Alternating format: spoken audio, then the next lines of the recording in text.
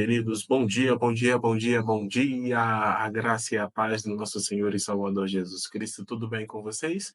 Iniciando mais uma manhã, no caso, uma manhã de estudo com o Reverendo Davidson, onde nós estaremos ouvindo, aprendendo um pouco mais a respeito da família, né? A família dentro aí dos princípios, dentro da dinâmica daquilo que Deus quer. E o título é A Família Segundo Deus. Quero então, antes de mais nada, já orar. Por que orar? Porque apresentar diante de Deus os nossos primeiros momentos e, ao mesmo tempo, apresentar a vida do reverendo Davidson, ao mesmo tempo, colocar a sua vida diante do Senhor. E logo em seguida, o reverendo Davidson precisa estar aqui, né? Não sou eu. Vamos orar então? Pai, eu quero te agradecer por essa manhã, eu quero te agradecer por este dia, eu quero te agradecer pelo dom da vida, eu quero te agradecer pela salvação que temos por meio de Cristo Jesus e por ele nós fomos justificados, nós fomos reconciliados contigo. Obrigado, Senhor, porque reconhecemos a tua bondade, reconhecemos a tua salvação, reconhecemos quem de fato o Senhor é e temos reconhecido porque a cada encontro temos aprendido um pouco mais a respeito de ti. Nesse momento, então, eu quero fazer alguns pedidos, Pai. Primeiro pedido àqueles irmãos e amigos que estão em deslocamento, que o Senhor possa abençoá-los durante todo o período de deslocamento, o dia de trabalho, as decisões que eles vão tomar, que eles sejam direcionados pelo teu Espírito Santo. Pedimos por aqueles que estão retornando do trabalho, por aqueles que pretendem aí fazer outras atividades na rua, ir ao médico, enfim, abençoa cada um deles. E pedimos também, Senhor, pelo reverendo Davidson, que o Senhor continue cuidando dele, sustentando, fortalecendo, cada dia mais dando sabedoria a ele dos altos céus, para que ele seja instrumento nas tuas mãos, para abençoar vidas, dentre elas a minha vida e a vida de todos os nossos amados irmãos que estarão aqui nessa manhã, Senhor, se alimentando por meio da tua palavra. É a minha oração, em nome de Jesus. Amém. Vou chamar agora o reverendo Davidson. Bom dia, bom dia, bom dia, bom dia, reverendo Davidson. Bom dia, pastor Anderson, tudo bem? Bom dia a todos, né? Mais um dia de bênçãos pra gente aí. Verdade, é verdade. Como é que estão as coisas por aí em São Gonçalo, Rio de Janeiro? Tudo tranquilo, tudo em paz? Estamos relativamente em paz, né? De vez em quando tem uma notícia ruins aí pelo Rio, né? Aqui em São Gonçalo tá tranquilo, né? A gente tá com um tempo legal hoje, o tempo fresco, Bom. tá, as obras, né, continuam sendo feitas aqui, e dentro em breve teremos uma via, né, pronta e completamente funcional e bonita. Ah, legal, legal. Que Deus abençoe aí a vida de vocês, a igreja que vocês fazem parte, que também é minha igreja do coração. Reverendo Davis, eu não posso tomar o seu tempo, porque hoje o tempo é para você, né? Eu já tenho meu tempo na terça, já tenho meu tempo na quinta, não, o tempo hoje é seu. Então eu vou me retirar devagarzinho para que você esteja bem à vontade aí, sendo instrumento do Senhor para continuar abençoando as nossas vidas, tá bom? Amém. Graças a Deus, né, eu já vou pedir para o pastorado se eu colocar a imagem aqui, e vamos tratar aqui desse primeiro momento, que é um momento literário, como a gente sempre faz, não é? Caso você queira conhecer os meus livros, você pode vir nesse site aqui, ó, o Wiclap, tá vendo, ó? O Wiclap aqui em cima de amarelo, né? Wiclap, ponto com. E ali você vai entrar na loja da Wiclap, vai digitar o meu nome, Davidson Bignon, e você vai então conhecer as minhas obras, não é? E você tem aqui, ó, a primeira obra, já que a gente está falando de família, né? A primeira obra que eu recomendo é a minha monografia de mestrado. Minha monografia de mestrado em Ciências da Religião. É esse livro aqui, ó, publicado, A Ética do Casamento Judaico. A eticidade do Antigo Testamento e a união civil e religiosa em Israel, tomando como pano de fundo a Torá, né? Então, investiguei aqui, né, numa exegese feita pelo casamento de Moisés com a mulher cuxita, foi o segundo casamento dele, teve polêmica, teve problemas na Bíblia. Então, você pode acompanhar a partir dessa passagem todo um apanhado, uma pesquisa feita sobre tudo que envolvia o casamento judaico na época da Bíblia, não é? Então, temas polêmicos, temas gerais do casamento, enfim, vai ser uma bênção, né? Então, você pode ver aqui e pode ser abençoado por esse livro, tá bom? Já que estamos falando de família, você pode adquirir esse livro aqui e ser abençoado também, né, por esse tema. Esse aqui é outro livro também que eu produzi, né? É o livro Proteção Divina no Curso da Vida, que é o meu comentário, versículo por versículo e palavra por palavra, com base no Salmo 91. E o tema do Salmo é a proteção divina, não é? O modo como Deus nos protege. Então você vai ver aqui também o modo como você pode adquirir esse livro aqui na Wiclap e ser também abençoado, né? Da mesma forma, eu fiz com o Salmo 23, revelações originais do Salmo 23, comentando também, palavra por palavra, versículo por versículo, né? Tudo com base na língua hebraica, tá bom? Para você conhecer a real mensagem do Salmo 23, tem sido um best-seller, tem vendido muito. Já fiz 3 impressões dele e ainda tem um pouquinho aqui, né, para você adquirir ou então comprar direto aqui na Wiclap, se for mais cômodo para você. Você recebe em casa pelos correios, né, eh, pelo modo como a Wiclap vai mandar para você. Esse livro aqui é um livro especial feito para mulheres, tratando também da proteção divina, mas agora dedicado às mulheres, né, guardadas pelo amor, descobrindo a inexpugnável proteção divina, tá bom? Para vocês que lidam, né, com inseguranças nessa área de proteção, sempre se sentem, às vezes, né, quer dizer, às vezes se sentem desamparadas pela família, pelo esposo, talvez, né, pelo namorado. Enfim, é um livro para vocês, tá legal? Para vocês conhecerem como Deus se preocupa e abençoa guardando as mulheres cristãs, as servas do Senhor. Meu livro também é best-seller, o livro Além do Sofrimento, a disputa pela integridade no livro de Jó. Tem sido muito procurado, tem sido muito lido também, comentado, tá bom? Muita gente já leu e me mandou o feedback da leitura e o quanto esse livro aqui tem abençoado. Além do sofrimento, a disputa pela integridade no livro de Jó. É um livro robusto, com mais de 400 páginas, e você pode adquiri-lo aqui na Wiclap também. Tá legal? Esse aqui é a Semente e a Palavra, na sua segunda edição ampliada. É o meu livro sobre a homilética aplicada a sermões narrativos, tá bom? É a nova homilética que trata de sermões narrativos. Então, esse aí, livro aqui vai abençoar muitas vidas, especialmente se você é pregador ou pregadora e pretende ter um impacto maior nas suas mensagens. Entenda que esse livro aqui pode ser muito útil para você, pode abençoar a sua vida, né? Então, adquira o livro A Semente é a Palavra, você não vai se arrepender. O meu livro Em Busca da Intimidade Perdida é um livro também que já tivemos uma série aqui de aulas, né, nas lives com o pastor Aderson. Então, olha, é uma bênção para a sua vida também.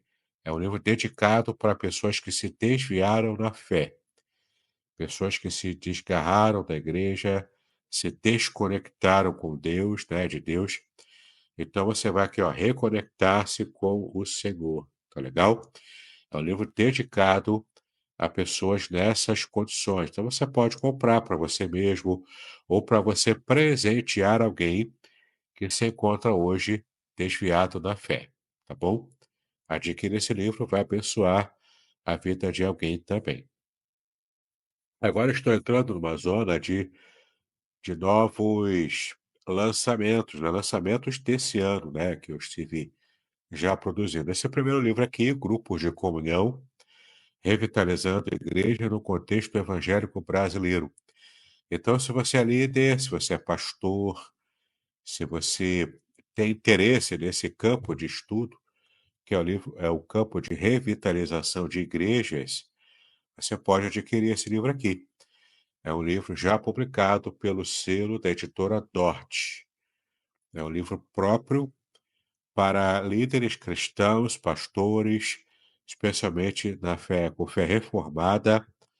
Vai Ele tem todas as ferramentas práticas de implantação de um programa de grupo de comunhão, que é também chamado de PG, né, que são os pequenos grupos, mas nós chamamos aqui de GC, Grupo de Comunhão. Olha, é uma bênção para a sua igreja. Se você quiser, pode comprar, inclusive, e dar de presente para o seu pastor, para quem sabe incentivá-lo a implantar na sua igreja grupo de comunhão, para estar tornando muito mais dinâmico o tipo de envolvimento dos irmãos na igreja local, tá bom? Realmente é uma prática muito saudável para as igrejas e realmente produz revitalização orgânica, natural e abençoadora, tá bom? Então tá aí a dica, grupo de comunhão para você e para sua igreja. Em tua presença é um livro que eu lancei também, com o meu comentário, versículo por versículo, palavra por palavra, à luz da língua hebraica, do Salmo 139. Nesse livro aqui eu tenho a participação de alunos meus que fizeram um trabalho acadêmico, né, tiveram uma abordagem sobre o Salmo 139, mas a exegese mais completa foi eu que fiz ao longo desse livro. É um livro bastante robusto também, tem mais de 200 páginas, e olha, é um comentário muito interessante e você vai se surpreender com as revelações do Salmo 139, tá bom? Então, Em Tua Presença é um livro que eu recomendo se você tem interesse no Salmo 139. É aquele conhecido salmo, né? Senhor, tu me sondas e me conheces. É o salmo que fala sobre a onipresença de Deus, onisciência, onipotência, os três atributos divinos que pertencem somente a Ele, não é? É um salmo muito bacana, muito bonito, muito usado, inclusive, em épocas de aniversário. Então, se você quiser presentear o aniversário de alguém, é só você entrar aqui na Wiclap e encomendar o livro em tua presença, né? Vai abençoar a vida de alguém que é aniversariante. Tá legal? Muito bem, temos aqui também o livro Guia Definitivo da Pregação Expositiva. Esse livro aqui, ele pode ser um complemento do livro A Semente e a Palavra, né? Mas esse livro aqui ele é dedicado à pregação expositiva. Ele tem alguns bônus aqui, tem vários bônus, né? Um deles é a IA da pregação expositiva. A IA aqui é a inteligência artificial. Mas você pode perguntar, ué, mas o pregador vai usar a inteligência artificial para preparar pregações expositivas? Sim, você vai usar, aprender a usar como ferramenta. Assim como vai usar também um software gratuito, muito completo, que você vai poder utilizá-lo também para fazer as suas pregações e seus estudos bíblicos de um modo geral. Eu indico esse software gratuito até para os meus alunos, né, que fazem a exegese acadêmica. Então, esses recursos você vai ter acesso, tudo adaptado e aplicado à pregação expositiva. Para quem não sabe, a pregação expositiva é quando a gente pega um trecho da palavra de Deus, que tecnicamente a gente chama de perícope, e então, a partir dessa perícope, a gente trabalha toda uma pregação explicando minuciosamente o texto lá no púlpito, mas de uma forma dinâmica, de forma abençoadora, que tem aplicações práticas também. Então, aqui é o guia definitivo, por quê? Porque ele é muito prático. Ele é definitivo porque qualquer pessoa, mesmo que não tenha estudado teologia, mesmo que não tenha feito um seminário, que esteja ainda engatinhando, né, nesse ministério da pregação, você vai aprender a pregação expositiva de modo prático, direto, sem rodeios. Veja aqui como está, né, como eu coloquei aqui na quarta capa, na capa de trás do livro, ó. Descubra o segredo para criar sermões que explicam a Bíblia, emocionam e transformam vidas, mesmo que você esteja começando do zero. Este livro é próprio para pregadores leigos, escrito com estilo informal, numa abordagem simplificada. E para as pessoas que, né, conseguem acompanhar o meio evangélico de pregações, principalmente, eu convidei aqui o meu amigo, o pastor Ronald Gustavo, da Igreja Assembleia de Deus Vitória em Cristo, né, do pastor Silas Malafaia. O pastor Ronald Gustavo é pastor auxiliar, é um dos pastores auxiliares da igreja sede do pastor Silas Malafaia. Então, ele, para quem acompanha o ministério dele, ele é um pregador de mão cheia, né? É um pregador muito requisitado, muito abençoador. Então, você pode aqui fazer contato também para conhecer o que o pastor Ronald Gustavo falou desse meu lançamento aqui, desse ano de 2025. Tá legal? Então, guia definitivo da pregação expositiva para você que é pregador ou pregadora e deseja estar aprimorando a sua técnica de pregação expositiva para muitas pessoas. Muito bem, estamos aqui no nosso material. Esse material é gratuito, tá? Não sei se você sabe, mas se você solicitar o pastor Aderson, ele consegue te enviar esse PDF gratuitamente, ó. PDF A Família Segundo Deus, que tem o roteiro dos nossos estudos aqui, nessa série às quartas-feiras, não é? Então, você pode também ser abençoado aqui com esse material gratuito. Eu falei no começo, na introdução, né? Estive falando aqui do nosso roteiro e já trabalhei aqui a família segundo o padrão de Deus. Então, na aula passada, a gente viu aqui os fundamentos da família na criação. Então, você viu aqui como o homem e a mulher foram formados, as finalidades bíblicas da família também já estudamos, para que ela foi criada por Deus, não é? E hoje nós vamos começar aqui a tratar dos inimigos do padrão bíblico da família. Vamos ver os ataques das ideologias pós-modernas.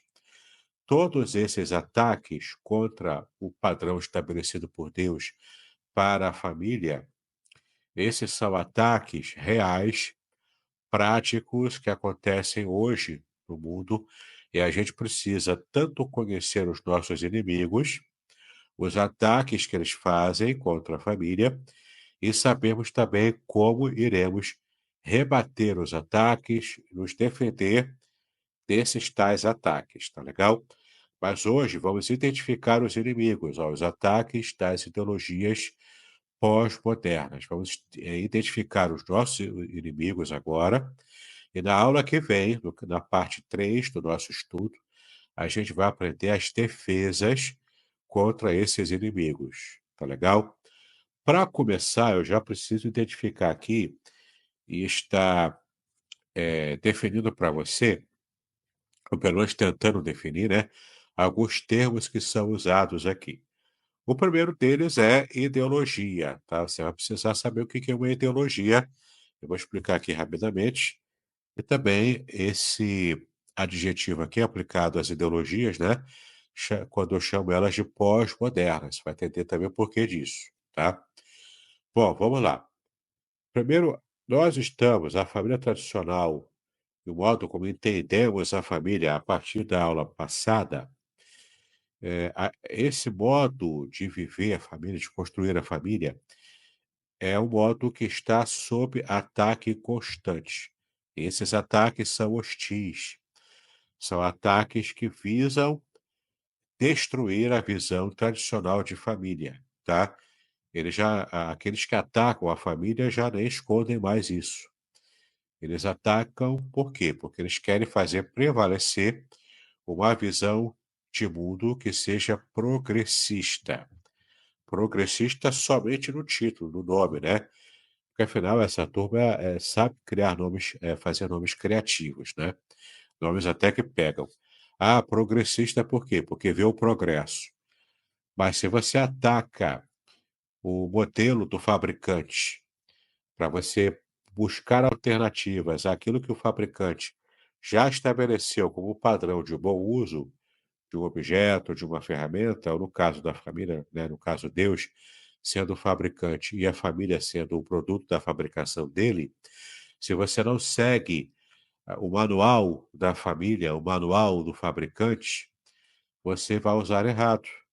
E ao usar errado, você vai ter por pouco tempo o objeto, aquela bênção que você recebeu, né? Então, a família tradicional criada por Deus tem recebido muitos ataques.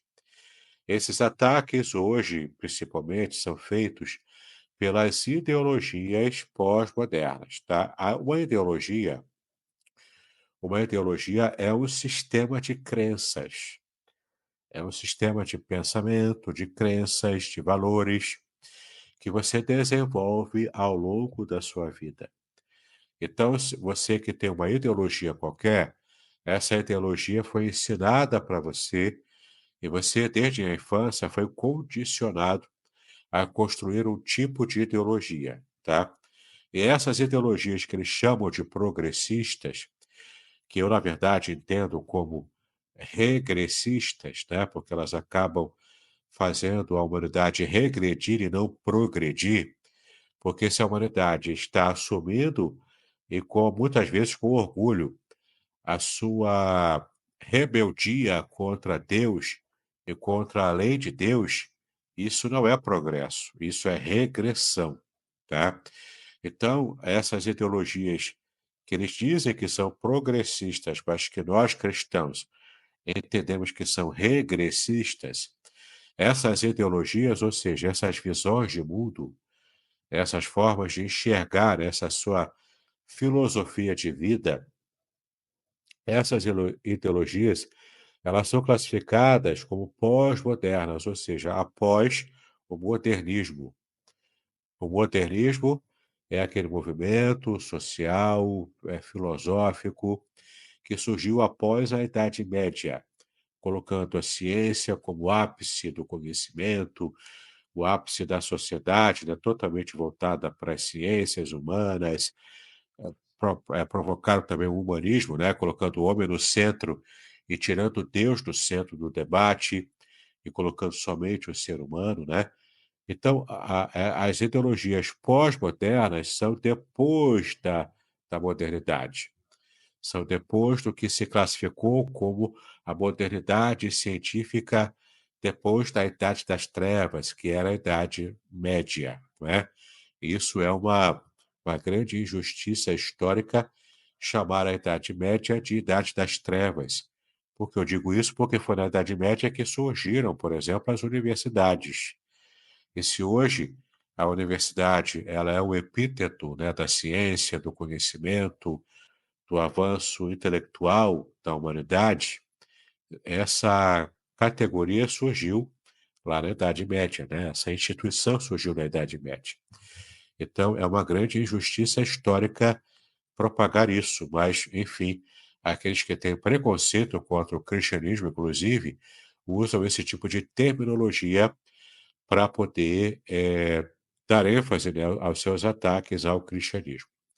Então, vamos estudar agora aqui hoje essas ideologias, ou seja, esse conjunto de ideias, tá bom? Que são formuladas com intenção anticristã. E elas são pós-modernas porque elas vêm depois dessa idade moderna, chamada de moderna, onde há inclusive uma desilusão com a própria ciência em si, porque a ciência não conseguiu resolver tudo. E nessa época pós-moderna, ou também chamada de modernidade líquida, né, por causa do filósofo, Zygmunt Bauman, né, ele que falou da modernidade líquida, que é uma outra forma também de pensar na pós-modernidade, né?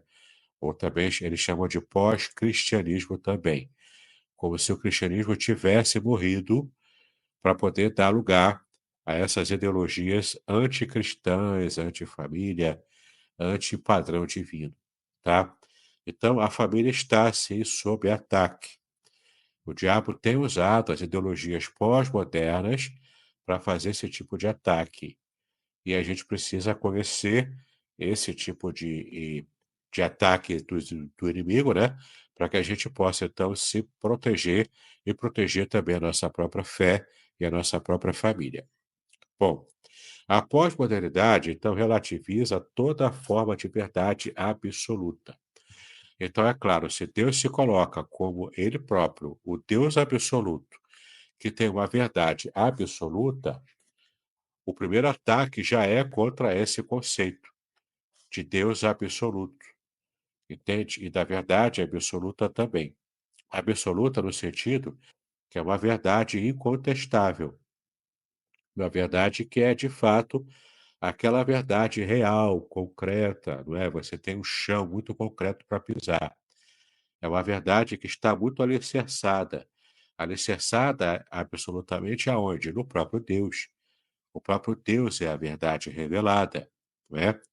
Então, em primeira instância, para nós cristãos, Deus é um ser absoluto, é uma pessoa absoluta, com poder absoluto sobre todo o universo, sobre a autoridade absoluta sobre todo o universo, com toda a soberania que ele tem, e ele pode reger, sim, a nossa vida com os padrões absolutos que ele próprio estabeleceu, por ele ser o Criador. E esse tipo de pensamento é rechaçado, ele é atacado pela pós-modernidade e suas ideologias, que a gente sabe de onde veio, né? Ideologias vindas do coração, de corações caídos, corações rebeldes contra Deus, e até o diabo mesmo, né, que está implantando esse tipo de pensamento no coração e na mente de muitas pessoas, tá? Então, a pós-modernidade relativiza, ela torna relativa esse conceito de verdade absoluta.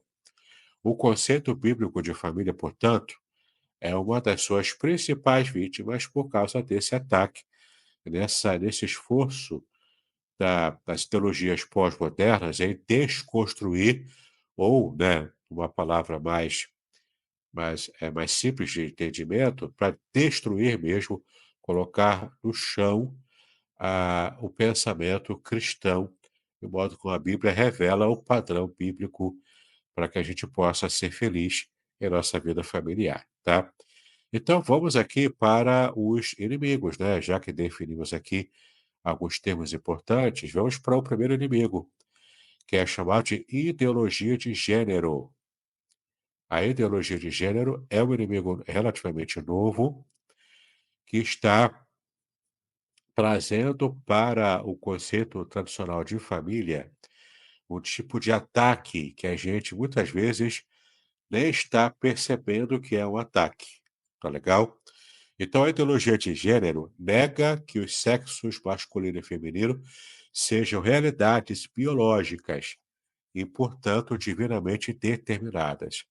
O que é muito curioso, né? Porque essa questão da realidade biológica, a biologia é determinante como ciência, né? A biologia é uma ciência. Então, uma realidade biológica provocada, né, pelo sexo do nascimento da pessoa, essa é uma realidade que eles relativizam. Essa realidade biológica, embora relativizada por eles, né, pelos tais progressistas, quando eles relativizam isso, eles estão, na verdade, negando a ciência. Porque sim, a biologia ela vai determinar na ordem cromossômica, né, do organismo humano, os cromossomos vão determinar o sexo da pessoa, se é macho ou fêmea, não é? E quando eles passam, então, para relativizar isso e até atacar o determinismo biológico, eles estão, na verdade, fazendo anticiência, o que é muito curioso, né? Porque isso vai contra as afirmações que os tais progressistas fazem com respeito a quase que idolatria à ciência humana, né? E isso é muito peculiar e muito perigoso até, né? Então, a ideologia de gênero nega que os sexos masculino e feminino sejam realidades biológicas e divinamente determinados, portanto, né? Para eles, não há essa determinação absoluta do sexo. A ideologia de gênero também propõe que o gênero é uma construção social, fluida e mutável. Ou seja, é você que determina, pela sua vontade, desde a infância até, se você vai construir-se socialmente como homem ou mulher. Você que define quem você quer ser. É como se a sua sexualidade não fosse determinada pela pelo seu padrão de nascimento biológico, mas você é que vai construir socialmente de uma forma fluida, ou seja, de uma forma que você pode mudar quando quiser. Você não está preso a uma decisão que você tomou agora, você pode mudar depois. Agora, tem certas situações que, quando a pessoa faz uma operação, por exemplo, para mudar de sexo, ainda que seja ideologicamente fluida, imutável, né? A pessoa, depois que faz uma operação dessa, fica difícil reverter. Até dá para reverter de modo biológico, né? Mas é tudo tão sintético, é tudo tão difícil, caro e também perigoso para a saúde, né? Que nunca é recomendável você ficar toda hora mudando, né? Fazendo várias operações e ficam verdadeiras aberrações até, né? Tem alguns personagens que você vê na internet que são bastante difíceis de você entender qual o tipo de lógica em tantas intervenções cirúrgicas que fazem, alguns até para ficar parecido com bonecos, com bonecas, né, de forma tão sintética e superficial. Tudo isso é um produto dessa ideologia de gênero. E o quanto essa fluidez e essa mutabilidade da reconstrução social, né, da ideologia de gênero, o quanto isso tem adoecido as pessoas. Isso é preocupante até, né. Antes de falarmos aqui do conflito com a Bíblia, eu quero mostrar para vocês aqui uma imagem. Você está vendo aqui essa imagem que eu busquei na internet aqui, né, que fala sobre o que é a ideologia de gênero.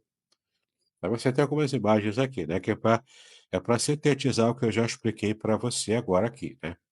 O termo ideologia de gênero foi criado por sociólogos na Conferência da ONU em Pequim, em 1995. Então é relativamente recente em termos históricos, mas ele já está, né, sendo construído aqui ao longo de alguns anos, algumas décadas até, né? E foi na ONU que foi criado esse tipo de ideologia, tá bom? Na Organização das Nações Unidas. Para você ver que a ONU, portanto, ela se tornou de uma organização importante na história, hoje ela se tornou uma organização progressista e, portanto, bastante preocupante também, né? E, portanto, anticristã. Então, esse termo foi cunhado, então, nessa conferência da ONU em 95. Ela também defende a ideia de que, ao nascermos, não possuímos gênero e que o sexo biológico não nos define como homem ou mulher. A gente já viu isso, né? Torna um caos a sociedade humana devido a esse pensamento. E aqui também, ó, seus defensores argumentam que a criança deve aprender isso na escola, ou seja, a ideologia de gênero, né? Deve aprender na escola. E que ela não tem gênero e que ela pode escolher o que vai ser quando crescer. Menino, menina ou outro gênero qualquer também, porque nessa ideologia de gênero a pessoa pode até escolher ser um animal. Se o cara, sei lá, inventar, uma criança inventar que ela quer ser uma samambaia, ela vai te obrigar a enxergá-la como samambaia, entendeu? Como um cachorro, como um gato. Tem gente que compra hoje adultos que querem ser vistos como criança, usando uma madeira, fralda. E se isso não é doença psicológica, eu não sei o que que é, não é? E essa ideologia de gênero tem criado um problema sério da autoidentificação das pessoas. Aí, qualquer um que estuda psicologia sabe o quanto isso é patológico e cria problemas sérios na cabeça do indivíduo, né? Então, a gente está vendo aqui a importância de estarmos, na verdade, buscando a ciência até para ter saúde mental. E essa ideologia tem feito pessoas mentalmente problemáticas, né? Desconstruído totalmente, criando pessoas infelizes, mesmo tendo toda essa sorte de pensamento, né, assortido, tem 400 e tanto, 500 e tantos gêneros que você pode escolher. Tem um menu aqui, né, para você escolher com 500 e tantos gêneros. Isso é a negação da biologia, portanto, a negação da ciência, entendeu? Enfim, conflito com a Bíblia, né? Nós temos um texto aqui importante, Mateus 19, versículo 4, onde Jesus respondeu, né? Ele respondeu aqui a Jesus: Vocês não leram que o Criador, desde o princípio, os fez o quê? Homem e mulher, os fez macho e fêmea, como a gente viu na aula passada, né? O sexo e, portanto, o gênero já foi definido, você já nasceu com ele. Não cabe a gente ficar usando de rebeldia contra uma escolha soberana feita por um Deus soberano para ficar se debatendo contra os aguilhões, né? Ficar lá se batendo contra Deus e afrontando Deus, como se pudéssemos colocar o dedo na cara de Deus. Não é assim que funciona, entendeu? Então, Jesus disse claramente, não é? Claro que não era o contexto aqui de ideologia de gênero, porque isso não existia na época de Cristo. Ele foi criado em nossa geração, né, em 1995, portanto, oficialmente. Mas entenda, o princípio ele é eterno. O princípio de que Deus é o Criador absoluto e ele determinou criar os seres humanos como homem e mulher, como macho e fêmea, como nós vimos na aula passada, não é? Então, isso aqui é determinante, e você lutar contra isso é você adoecer mentalmente, psicologicamente. Você acaba adoecendo, porque você está negando a sua própria identidade. Você está, na verdade, fazendo a sua própria personalidade, a sua identidade como indivíduo entrar em colapso. E isso gera doenças sérias no campo psicológico, no campo mental, não é? E gera esse tipo de doença que depois vai afetar você, a sua família, vai afetar quem você ama também. Então, nessa passagem aqui, né, de Mateus 19, versículo 4, Jesus reafirma o relato de Gênesis como modelo normativo, tá?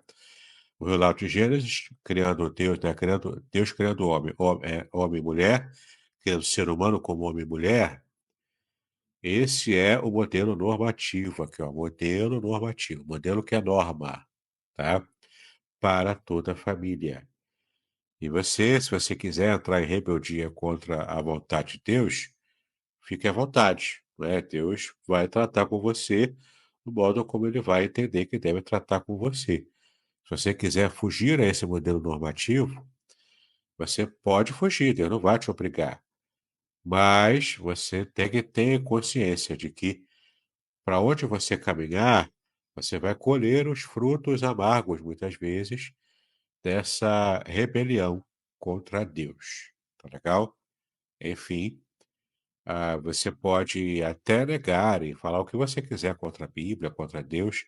Você é livre para fazer isso. Mas você não é livre para escolher as consequências das escolhas erradas que você fizer, tá?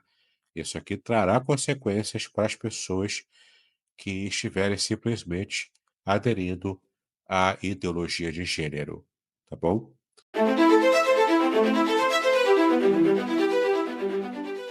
Curso livre de Teologia Básica com o reverendo Davidson Bignon. Uma jornada completa de aprendizado cristão, com 20 disciplinas curtas que incluem e-books exclusivos, aulas em vídeo e bônus transformadores.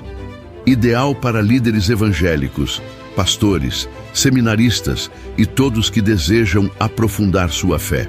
Assine agora na Hotmart e aproveite 10% de desconto. Quer complementar sua renda? Seja um afiliado. Detalhes na descrição do vídeo. Não perca esta oportunidade de crescer espiritualmente e compartilhar conhecimento.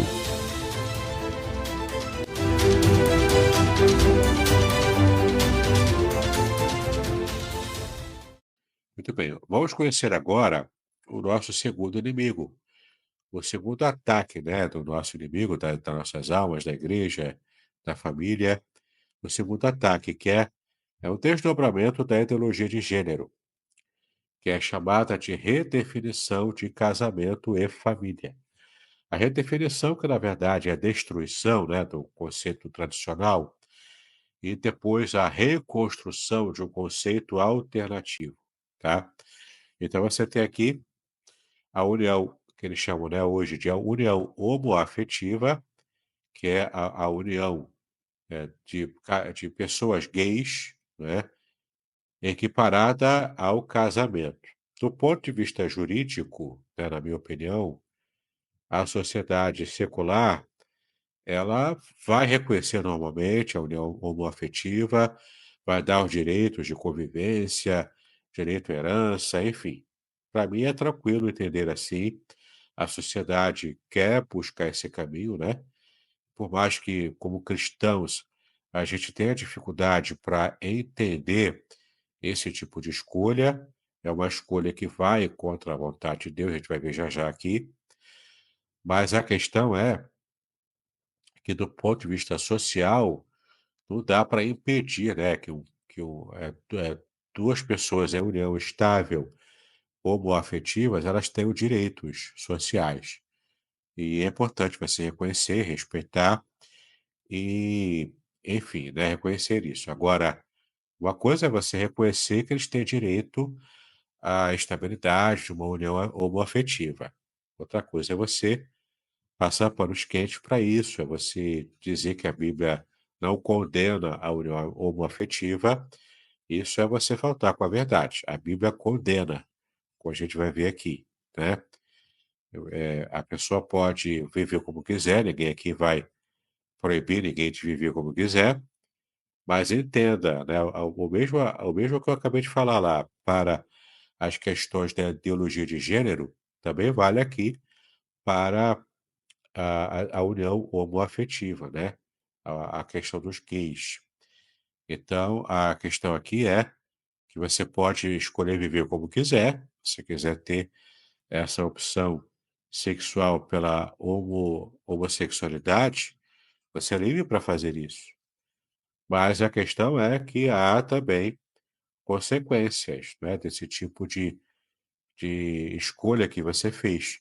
Consequências que a Bíblia diz que vai acontecer. E você precisa estar preparado para aguentar as consequências quando elas chegarem, tá bom? Tem também uma questão aqui que envolve, né, essa questão da união homoafetiva, que é equiparada ao casamento hoje em dia, é a multiparentalidade e famílias alternativas. Ou seja, famílias, né, segundo o conceito social aqui, famílias sem pais, só com duas mães ou uma mãe apenas, que é o caso da mãe solteira, né, que cuida da criança, do seu filho, sem a presença masculina de um pai. Sem a mãe, então, às vezes o pai, né, ficou viúvo, ou então separado, e vai cuidar do filho também, sem a figura materna, o que é problemático também. Ou sem gênero definido também, né? É que o pai, entre aspas, e a mãe, entre aspas, né, ficam lá trocando de sexo e colocam na criança desde cedo que ela vai ter direito a escolher. Às vezes, uma criança de 3, 4 anos já é pressionada a dizer o que ela quer ser em termos de gênero, não é? Por causa da ideologia de gênero mesmo, que a gente já viu. Então, isso também não é saudável para uma criança que não tem condição de escolher o gênero dela ainda. É engraçado até, porque uma criança dessa, muito pequena, não tem direito a escolher se ela quer comer carne ou frango. Os pais não deixam ela escolher a roupa que vão usar. Às vezes impõe o tipo de roupa que a criança vai usar, para o bem ou para o mal, né? Impõe o corte de cabelo que a criança quer fazer. Mas ela pode escolher o tipo de gênero que ela vai ter para o resto da vida. A criança não tem ainda maturidade para definir isso, né. Ela muitas vezes é condicionada a esse tipo de atitude, e não é saudável para essa criança, entendeu? Do ponto de vista psicológico mesmo. Então a questão aqui é que se você já é adulto e maior de idade, você pode fazer o que você quiser com a vida é sua, né. Essa é a questão que a sociedade secularizada quase que impõe pra gente, né. E não tem por que discutir isso. O adulto maior de idade, ele pode fazer o que quiser, desde que não fira a lei, né, a lei do Estado brasileiro aqui. Mas a outra questão é totalmente diferente, é você impor para uma criança, para alguém menor de idade, até um adolescente menor de idade, né, você impor alguma coisa como essa, e pressionar para que a criança, desde muito cedo, já defina se vai ser homem ou mulher. Ah, se não gostar, depois troca. Que isso, né? Essa questão da vida da criança é coisa séria. Você não tem que botar essa confusão na mente da criança logo muito cedo, né? Deixa a criança depois se definir, quando já for maior de idade, já tiver maturidade para definir o que ela quiser na sua própria vida, tá bom? Então, isso aqui é importante você entender que essa redefinição de família e casamento tem trazido problemas até psicológicos e a sociedade adoeceu, não é?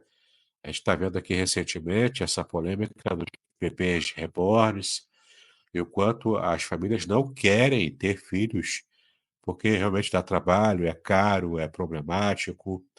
E as mães não querem ter filhos mais, querem ter uma boneca que parece uma criança. E a loucura é tanta que estão levando para médico, estão levando boneca para médico. Tirando o lugar ali, né, tirando o tempo do médico de tratar de pessoas reais, entendeu? Veja o quanto a sociedade adoeceu. E a gente está nessa sociedade, a gente precisa ter pelo menos uma voz, ainda que seja uma voz que clama no deserto, mas uma voz dissonante contra essas loucuras, né? Tem uma imagem aqui que eu quero mostrar para vocês que esse tipo de família aqui, que é a família tradicional, né, o pai, a mãe, né, todo mundo bem arrumadinho, né, bonitinho aqui. Qual a razão de tanto ódio contra uma família como essa? Não é claro que isso aqui é uma foto antiga, hoje a família não precisa ser assim para ela estar no padrão de Deus, né? O padrão é o mesmo, né? Mas a imagem aqui, outra, só para trazer aqui uma ilustração para você. O pai, né, bem vestido, né, é, é, trata bem a sua esposa também, a esposa com um sorriso aqui, o casalzinho de filhos aqui, né? Qual o problema de atacarem esse tipo de família, né? Qual o tipo de ódio que eles nutrem contra uma família que é feliz assim? Claro que se for uma peça pregada, né? Se for aqui apenas uma vivência do sorriso Colgate aqui, né? Dessa foto, só para poder ilustrar uma vida familiar que na verdade não existe. Claro que aí é o problema, né? Das pessoas tentarem fazer um teatro social aqui. Mas a questão não é essa, eu não estou defendendo aqui o teatro social de uma família que tenta se encaixar no padrão divino, não é isso. Não é um teatro.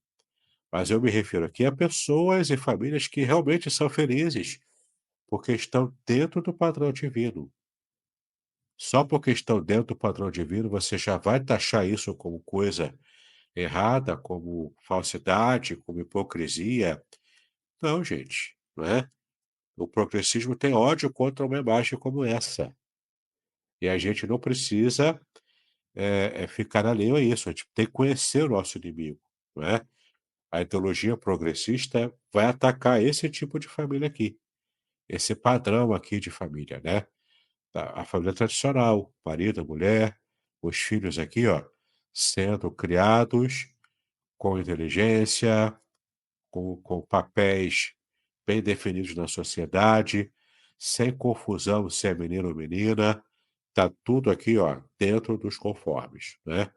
Não é apenas uma aparência, tá bom? Isso aqui é de fato o padrão bíblico tentando ser vivido e replicado aqui na Terra, né?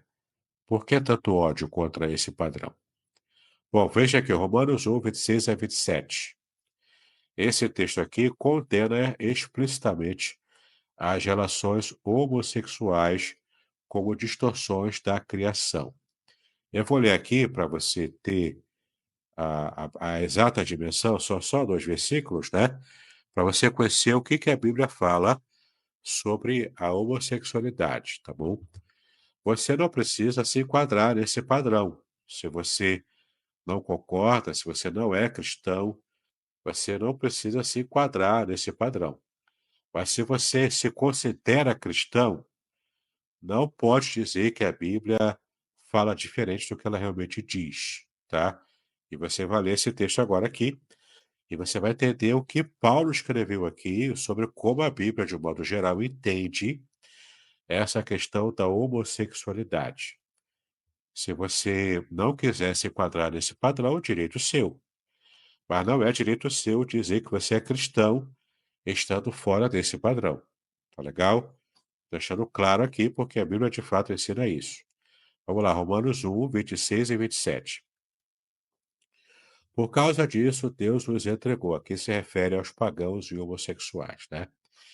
Por causa disso, Deus nos entregou a paixões vergonhosas, porque até as mulheres trocaram o modo natural das relações íntimas por outro, contrário à natureza.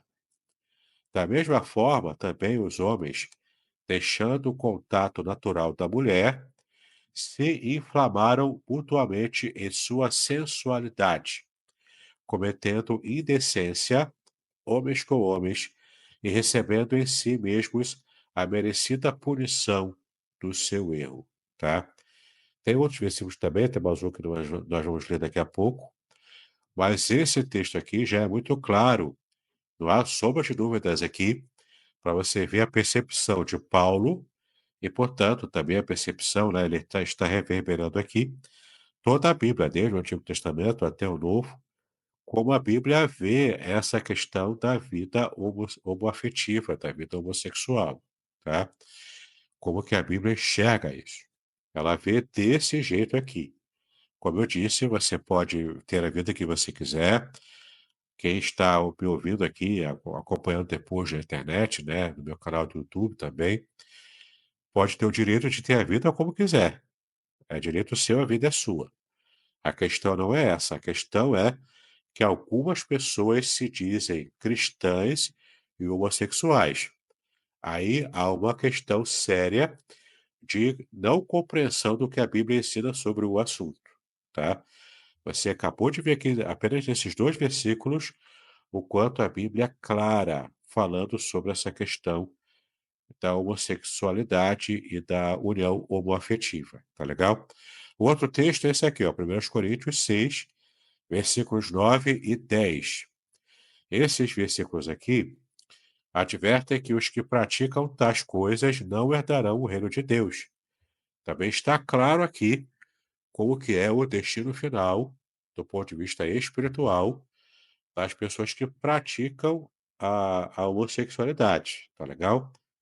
1 Coríntios 6, versículos 9 e 10. Olha o que diz aqui, também é Paulo falando, né?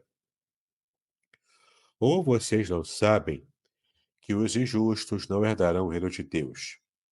Não se enganem, nem imorais, nem idólatras, nem adúlteros, nem afeminados, nem homossexuais, nem ladrões, nem avarentos, nem bêbados, nem maldizentes, nem roubadores herdarão o reino de Deus.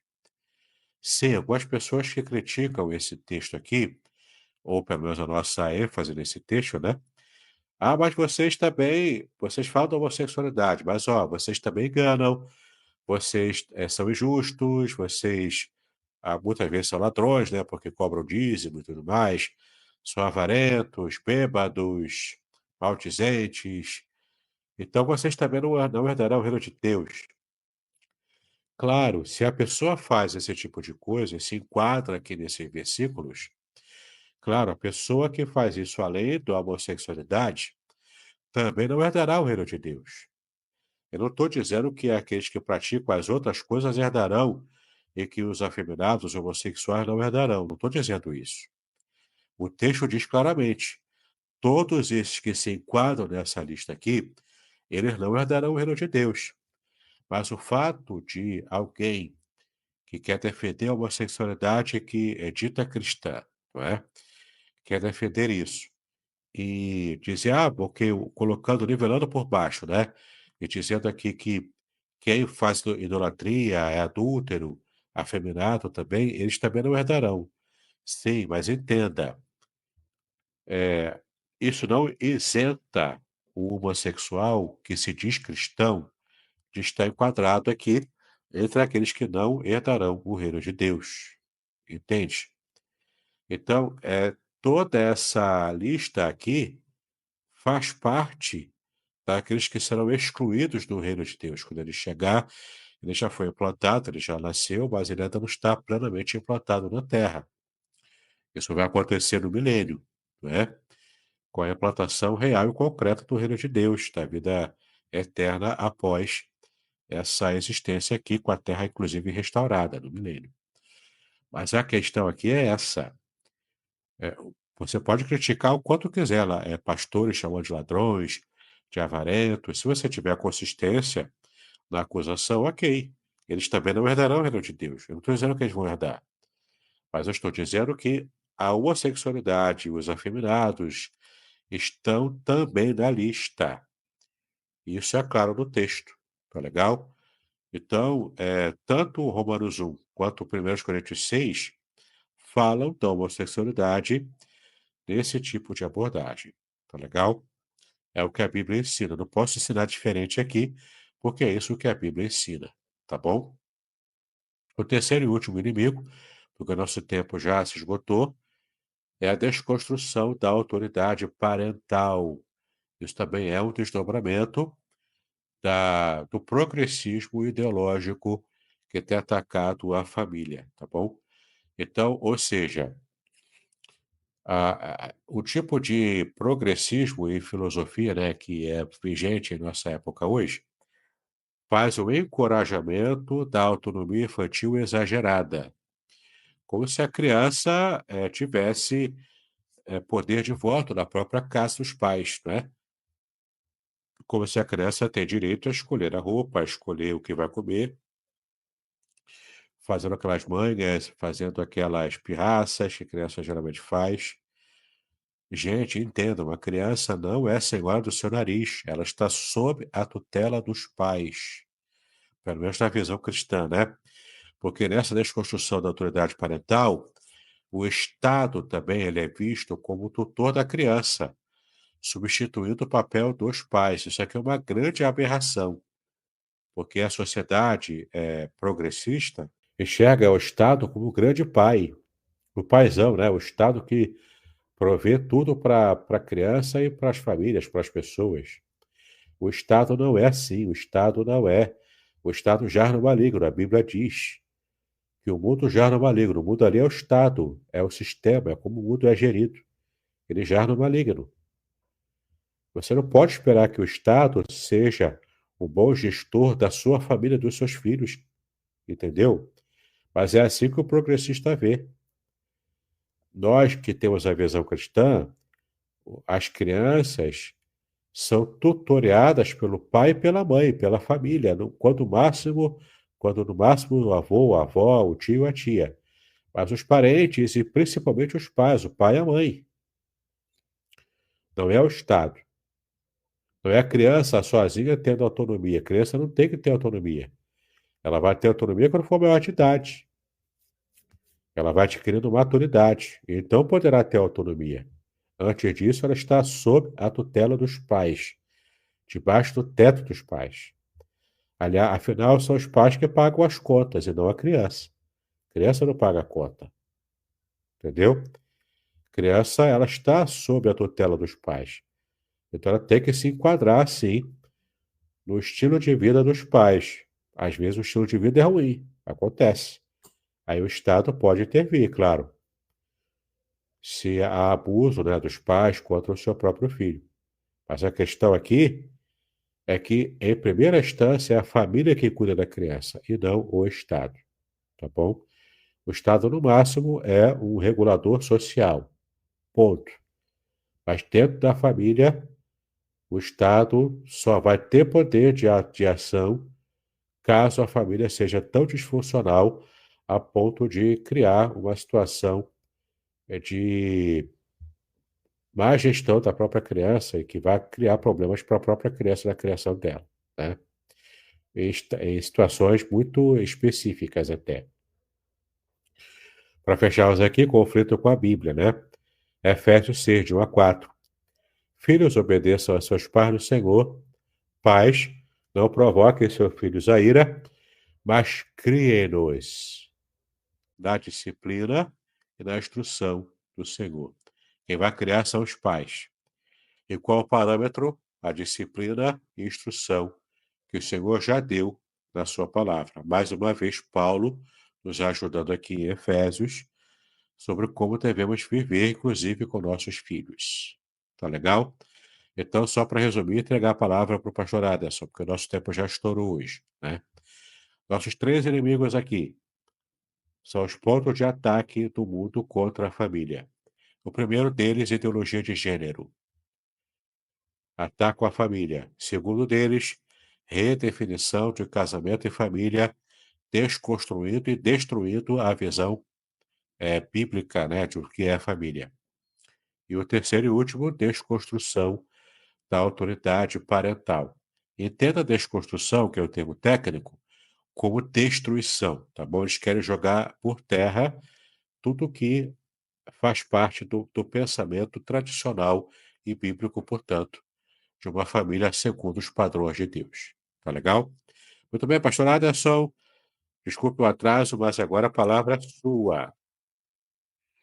Olá, joia, joia, joia. Muito bom, muito bom. Quero desde já dar bom dia aí para o Adilson, que esteve ou está conosco. Ele deu uma passada por aqui, né? Ele até fala bom dia, é um prazer ouvi-los nessa manhã. Que Deus abençoe grandemente. Também dá bom dia à nossa irmã Zilmar Guimarães, que esteve ou está conosco, deu uma passada aqui, né? Também a Nelma Guimarães, a própria Zilmar Guimarães pede oração também em favor do seu sobrinho Marcelo Guimarães, que está no pronto-socorro nesse momento, a pressão dele está alta e faz tratamento de hemodiálise. É, vou me retirar depois e ouço, ok? Eu vou pedir ao Reverendo Davis que ao final esteja orando também pelo Marcelo. A Zilmar Guimarães deu bom dia. Então, algumas pessoas que passaram e outras que passaram, mas é, é, é, não fizeram fumaça, vamos colocar assim. Hoje nós estamos encerrando então a nosso estudo da a família segundo a Deus, e nós percebemos, e eu achei muito interessante, muito oportuno, porque muitas das vezes até mesmo as pessoas falam sobre narrativas, mas não sabem definir, né, o que é uma narrativa, né? Muitas das vezes falam sobre questões que envolvem o ataque à família, mas muitas das vezes as pessoas não sabem identificar, não sabem pontuar o que de fato está atacando a família nos dias de hoje. Então, eu achei muito oportuno, porque o reverendo Davidson já vem tratando dentro de algo bem atualizado e que tem muita gente que não gosta de falar. Ele foi muito sábio, inclusive, na sua fala, porque não apontou, a gente está ensinando, a gente está trazendo à tona um ensino. E aí cada um, né, vai ouvir, vai entender, de preferência, à luz das escrituras, né? Como cristão, nós abraçamos a Bíblia. E a Bíblia deixa claro para a gente como deve ser o modelo de família, como que deve ser a questão o pensamento do Senhor do sexo. Logo lá em Gênesis ele já fala, macho e fêmea os criou, ponto. Não tem, não passa disso. E eu acho isso muito bacana, muito interessante. Divulgue aí esse vídeo, essa live, né, para que outras pessoas também possam conhecer, também possam compreender.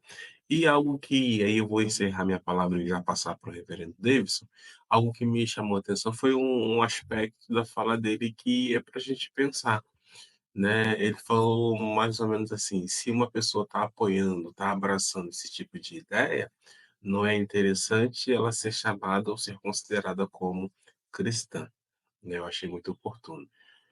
E aí, reverendo Davidson? Acabei de respeitar ali você. Olá, pastor Aderson, diga aí. Uhum. Então, eu achei muito oportuna a sua fala, né, quando, uma pessoa abraça, uma pessoa, apoia esse tipo de ideologia e que se diz crente. Na verdade, ela precisa fazer a distinção, distinguir que por apoiar isso, ela está deixando a Bíblia de lado. E se ela está deixando a Bíblia de lado, não é coerente ela ser chamada de cristão. Ela pode respeitar, e isso sim é o que nós devemos fazer, né? Respeitar o posicionamento das pessoas, mas enquanto abraçar, nós não podemos abraçar, até porque isso é uma das questões que quando a pessoa passa pelo batismo, que faz a profissão de fé, uma das coisas que é mencionado é que nós vamos levar a sério, vamos colocar dessa forma, as escrituras como a nossa única regra de fé e também de prática, né? Então fica uma coisa assim meio dúbia, caso alguém esteja apoiando esse tipo de pensamento, né? Sim, porque tem mesmo, tem um grupo, né, chamado de teologia queer. A teologia queer aceita tudo isso aí de errado, né, toda essa ideologia de gênero. Queer em inglês significa esquisito. Então, quem defende a teologia queer, que se diz cristão, se diz teólogo, né, é bíblico, mas defende a teologia queer e abraça todo mundo que chega lá e não prega que tem que mudar de vida, mas que tem que continuar com esse estilo de vida biblicamente errado, né? Então é um grupo, inclusive igrejas chamadas inclusivas, que na verdade são igrejas que passam o pano para erro, para pecado. Por exemplo, se alguém se converte e era um adúltero, era mulherengo, quando se converteu, tem que mudar de vida, tem que deixar de ser adúltero, tem que deixar de ser mulherengo, tem que pelo menos se esforçar para isso, entendeu? Tem que demonstrar que está lutando contra esse tipo de tendência, que era uma tendência, um vício que ele tinha antes. A mesma coisa os gays, né?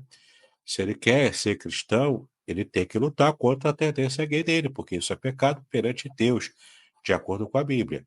Se a pessoa não quer viver como cristão, se ela quer viver como homossexual, quer viver no adultério, quer viver a prostituição, enfim, a pessoa maior de idade é livre para fazer o que quiser. Agora, ela só não é livre para dizer que é cristã praticando isso. Aí é contra a Bíblia, entendeu? É incoerente, inclusive. Joia. Então, são aspectos que a gente precisa muito bem, e foi muito bem colocado mais uma vez pelo reverendo, porque a gente percebe que algumas pessoas não conseguem distinguir essas questões, né? Uma vez que eu sou cristão e abraço a fé cristã, eu não posso ter uma queda ou ter ou abraçar alguma coisa que se choca com a própria verdade da palavra de Deus. Bom, nós vamos encerrar, tá vendo que o estudo tá, ó, né?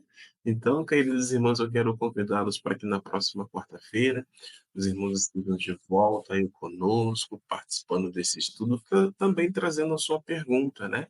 Eu vou pedir assim, se você puder, por exemplo, vou assistir depois, aí assisti, mas eu tenho uma pergunta. Não faz pergunta, depois que porque muitas das vezes é tanta coisa para fazer que a gente acaba não voltando. A minha sugestão qual é então? São duas. Ou você pega, manda no Zap, né, a pergunta, que aí no dia a gente traz essa pergunta para o reverendo Davis, ou você faz a pergunta, manda o seu contato, porque aí depois a gente vai respondendo e vai conversando contigo de forma até particular. O ideal é fazer perguntas aqui na hora, porque aí todo mundo está na mesma vibe, tá bom? Eu quero mais uma vez agradecer aí o reverendo Davidson por separar, dedicar esse tempo para estar nos auxiliando, para estar, inclusive, né, levando a igreja a um conhecimento mais profundo de algumas coisas que muitas das vezes passam desapercebidas. Eu quero também te incentivar, você que já é frequentador das nossas lives, né, nos acompanha, que você esteja orando, não só por mim, por minha família, e eu agradeço, continue orando por nós, mas também pelo reverendo Davidson, né? Que Deus continue cada vez mais despertando a ele, dando a ele conhecimento, sabedoria, para poder aprofundar nesses assuntos e trazer para a gente de uma forma muito equilibrada, muito coerente, que nos fazendo, inclusive, pensar. A gente não pode chegar aqui e taxar, que é assim, que é assado, que é grelhado, mas é através da explicação, através da ação do próprio Espírito Santo, nos levando a compreender e a nos posicionar cada vez mais diante daquilo que o próprio Senhor deixou para nós como regra de fé e prática. Davidson, obrigado. Eu quero te pedir a gentileza de fazer suas considerações finais e logo depois orar, agradecendo a Deus por esse dia, por esse estudo, e orar também pelo Marcelo, né, que está no pronto-socorro, está com a pressão alta, para que Deus esteja atuando também através dos médicos, através dos medicamentos. Tá bom, meu amigo? Ele disse que vai fazer hemodiálise, né? Geralmente, quando faz Isso. hemodiálise, a pressão já baixa naturalmente, da própria hemodiálise. Então, acreditamos, né? Cremos que Deus vai abençoar e que em breve o Marcelo já vai ter a sua pressão normalizada, tá bom? Mas vamos orar aqui por ele, né? As minhas considerações finais é te convidar para assistir a nossa próxima aula, quando vamos tratar da solução bíblica que a gente pode ter para combater esses ataques contra a família tradicional. Então, vimos aqui os 3 ataques, né? Vimos hoje, e vamos retomar os ataques e ver a solução na próxima aula nossa, se Deus permitir, tá bom? Muito bem, vamos orar então. Pai querido, estamos em tua presença, pedimos a tua bênção nesse momento em que estamos em live, para que o Senhor abençoe a cada um de nós, nos ajude a compreender os ataques que a nossa família sofre nessa sociedade e que possamos, ó Pai, buscar em Ti a força, a sabedoria e as armas para lutarmos contra os ataques que recebemos.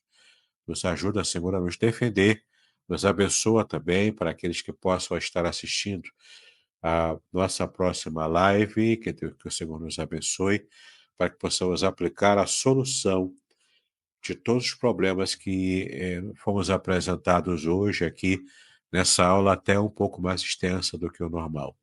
Pedimos a tua bênção também pelo Marcelo Guimarães, na sua luta pela saúde, quando está se encaminhando ao pronto-socorro. Abençoe o Senhor no seu atendimento, que ele seja atendido rapidamente, que ele seja, ó Pai, nesse momento também abençoado no seu período de hemodiálise, e que a sua pressão normalize, que a sua saúde esteja bem para a honra e glória do teu nome. Cuida do Marcelo Guimarães, cuida de cada um de nós, nos dê um restante de semana abençoada da tua presença, é como pedimos e agradecemos em nome de Jesus, hoje para todos sempre. Amém e amém. Amém. Estamos encerrando então o nosso estudo de hoje e até a próxima quarta-feira, se Deus assim permitir. Olha, um beijão e shalom. Shalom, shalom.